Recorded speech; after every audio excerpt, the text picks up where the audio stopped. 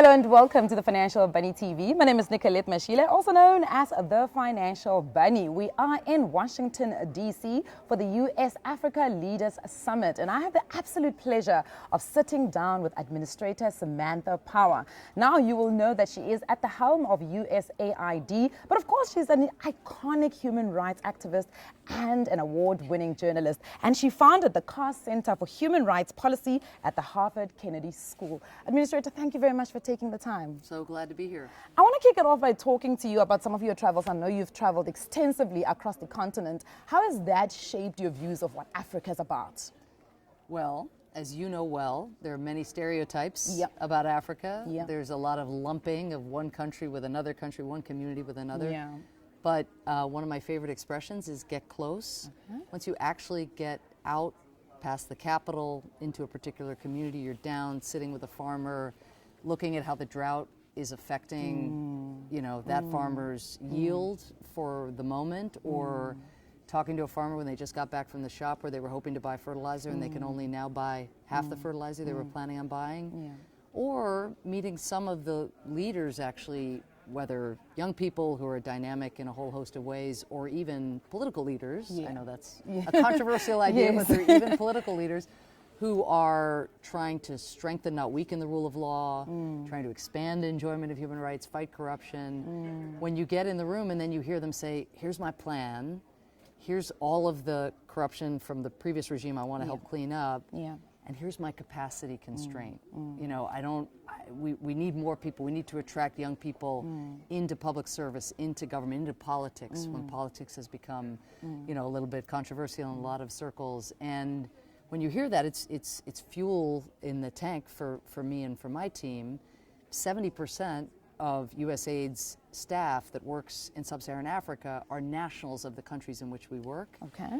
So my greatest tutorials come from our Sierra Leonean staff, our Zambian staff, our Mozambican staff, our Egyptian staff. I mean, that's it's those team members who've lived in the country, often worked at USAID for a decade, 2 decades, 3 decades.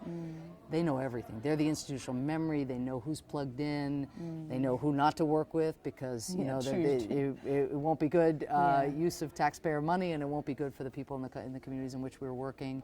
So I just think it brings it all home. The human stakes are just different when you read about famine and then you see a mother who's actually been able to resurrect her child because of some UNICEF intervention that we funded. Absolutely. Or you meet an entrepreneur who's helping that farmer actually know what weather is coming so that they can plan ahead months in advance, plant their seeds at a different time, and therefore increase their yield. Yeah.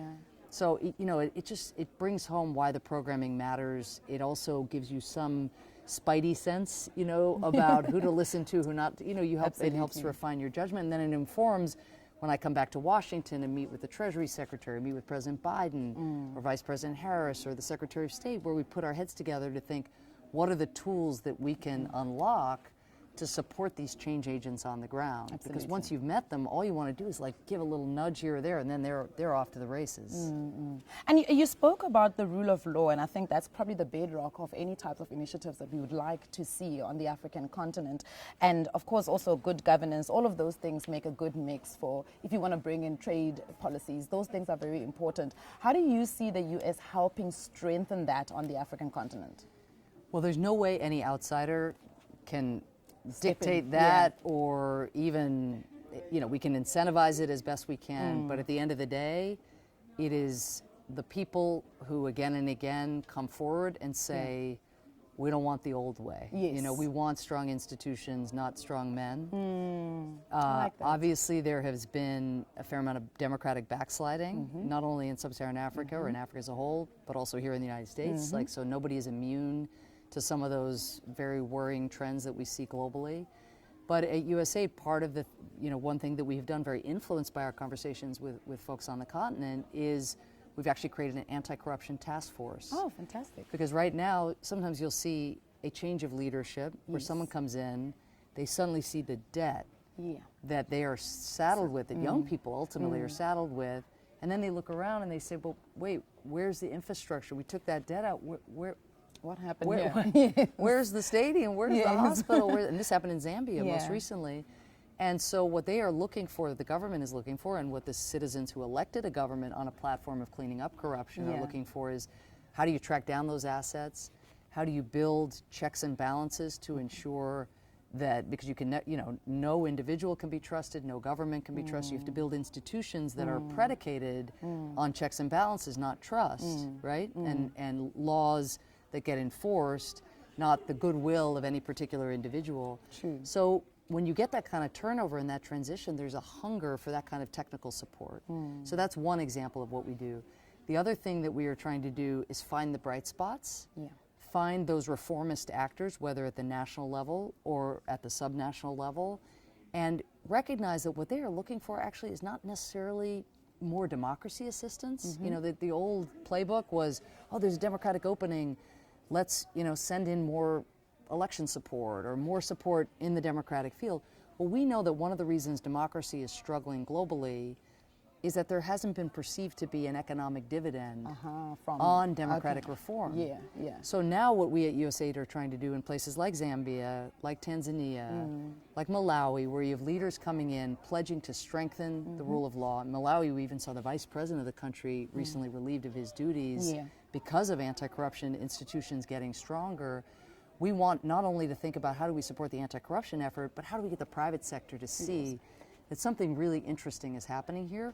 But also for all of us to recognize that these windows of reform are often quite fleeting. And if we don't seize these moments and show citizens that there is a return on political reform, there is an economic dividend, and it's really hard to show that now because of all the economic headwinds, then we could see regression to a much more centralized, repressive form of leadership. And that's what none of the citizens in those countries want. Oh, all right. Now my work that I do is financial literacy, and I think it's ultimately the one thing that is going to get us to get these equitable societies in the African continent. But I do have a slight bias towards women. So I want to talk a little bit about how do you see the US, empowering politically and economically women specifically?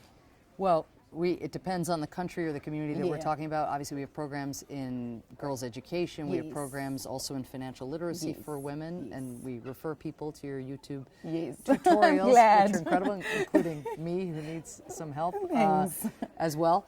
But one example I think that's very fresh and contemporary is we have a big agricultural program, food security program on the continent called Feed the Future.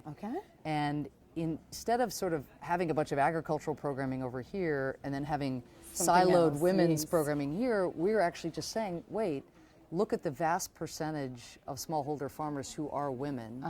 If we have microfinance loans to be giving through Feed the Future, let us look first to women, not even necessarily only because of considerations of equality and empowerment, which we know are real considerations, but because we know that women pay back their loans at a higher rate than men. And so those loans are likely to turn over and we're able to reach more people. So it's becoming more and more, and I know the Gates Foundation is doing this too, gender is becoming a filter through which we are thinking about how to get the biggest return on all of our programmatic investments. And almost inevitably it means looking to women first. It's quite interesting that you speak about women being able to pay back. In fact, one of the entrepreneurs, Nkem Okocha, I think she speaks about having a 99% payment back from women, and that's quite a great one. I've got one more question for you, and then I've got something that I'd like to ask you to teach you from South Africa, right? Great. But before we get to that, I want to talk a little bit about our governments. Now, in the African continent, we know our government have quite a number of older people in them, right? And it seems like there's no succession plan to really bring in a new cohort of leaders. So in your opinion, what should young people be doing? What should they be looking to? What should they be, investing their time in terms of really bringing Africa up? Well, let me make a pitch. Okay. But I will say that I've made it in a number of countries and I'm not feeling as persuasive as I would like to be, but okay.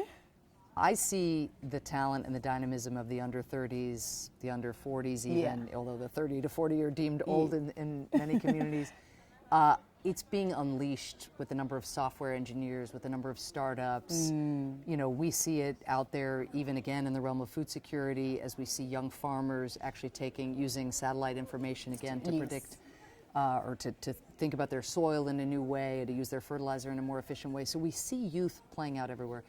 Where we don't see quite so much of it in Africa is youth being attracted into politics and into public service. Yeah, quite apathetic about it. And it's just disillusionment. It's just a sense, I mean, it's in a way, oh, they're old, they'll never change, you know, there'll never be a place for me, there'll never be, or, you know, it's clearly, you don't go into government, you know, to make the kinds of return on your education necessarily that you might in a startup where you can imagine, you know, some rough years maybe at the beginning, but maybe making a big profit down the line. Yeah.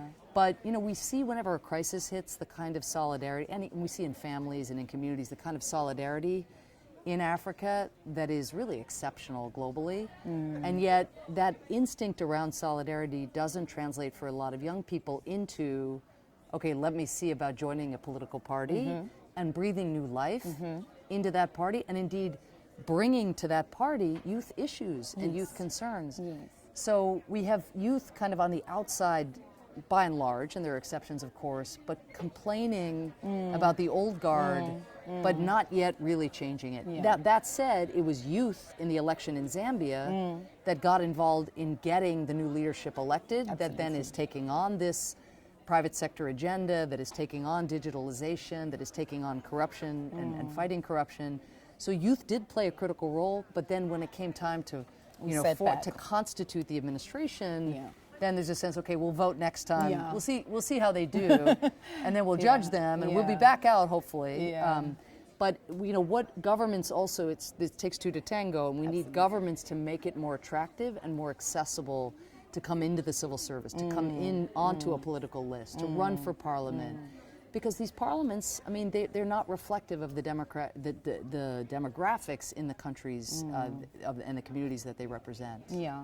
Okay. Well, that's quite an interesting one, and I hope that everybody that is watching is listening, guys. As the young people, we need to get involved. But one more thing. So, as I said, I'm from South Africa. We've got 11 official languages. So I want to teach you something, if I may. Bring it. So I'd like you to say, "Ki tlhokomela." So say after me, "Ki tlhokomela." Ki tlhokomela. Tokello. Tokello. Batho. So that basically means that you are the protector of human rights. Well, that's very self-regarding, but you have done We are giving it to you, yes, Thank absolutely. you. I probably should have asked what it meant before I said it. That's generally a good rule of thumb doing interviews, but I'm glad it was something very kind, and thank you. Thank you for being here. Thank you for drawing Africa's attention to what we're trying to do here at the Africa Leaders Summit. We really are trying to drive more investment to the continent to unlock the potential of young people, because we know the sky is the limit. Yes, and we look forward to it. Thank you very much for your partnership. Thank you. We do appreciate it. Thank All right, you. guys, and that is it. It is Administrator Samantha Power, and I'll see you guys on the next one. Bye.